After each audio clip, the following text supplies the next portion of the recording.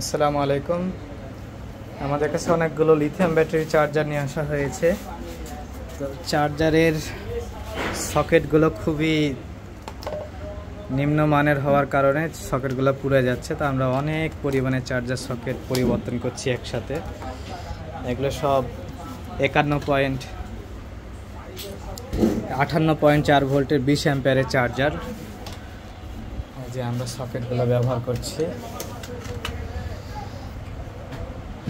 প্রচুর পরিমাণে সকেট ব্যবহার করছি। এই সকেটগুলোর মান অনেকটাই ভালো। আমরা এগুলো খুলে একবারে সোল্ডারিং করে লাগিয়ে দিচ্ছি।